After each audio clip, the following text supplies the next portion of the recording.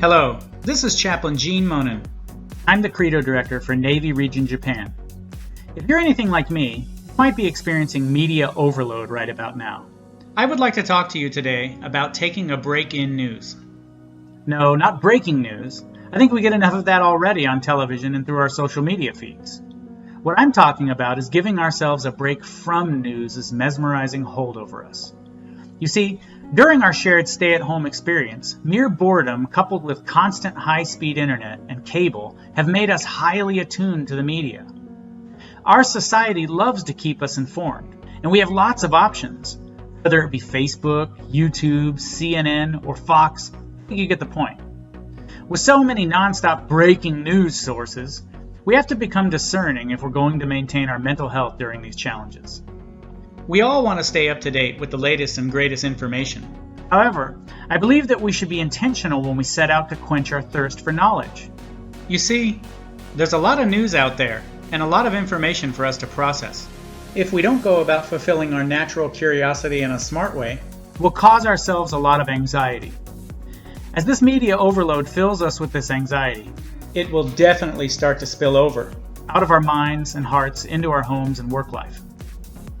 To help combat the negative effects of media overload, I'd like to suggest 3 questions we should be asking, and then the 3 answers I believe will give us the results we want. First, we should be asking, what are my sources?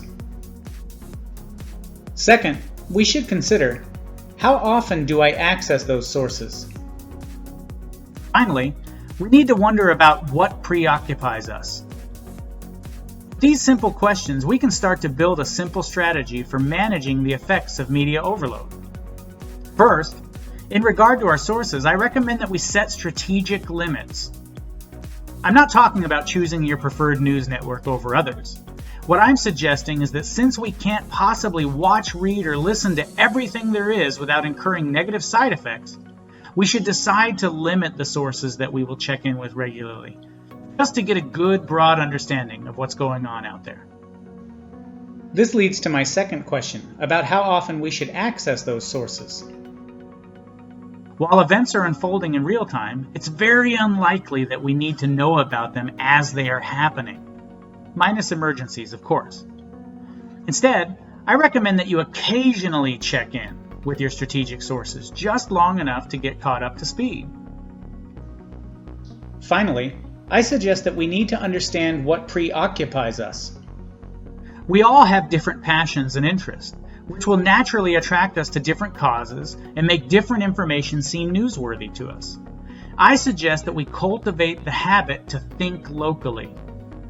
While the internet plugs us into the global commons, and we can see the news from Russia, Michigan, and Japan all in one sitting, think about what this does.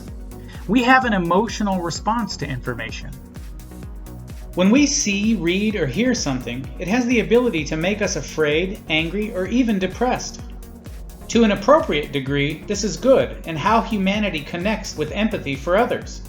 However, to empathize requires energy, and if we spend the bulk of our mental, emotional, and spiritual energies worried about the events in India or a small town in Iowa, while we are literally thousands of miles away with no real connection to those people, places, or events, then we're spending energy that we no longer have to spend on more local and immediate events that do actually concern us. Remember, friends, none of this is to suggest that you shouldn't be concerned about what's happening globally. I'm not saying shut off the news altogether, or that you shouldn't care about things that only affect strangers. What I am saying is that it all has a cost, and if we aren't discerning about how we spend our energies, it will increase our anxieties and take a toll on our lives. I hope that this simple tip inspires you to think about the toll media overload has been having on you, and to consider how your answers to these 3 questions might give you more control over your situation than you're presently experiencing.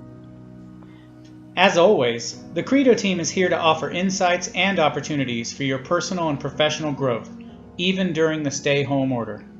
This is Chaplain Gene Monnin, and thank you for being in this together with me. Blessings.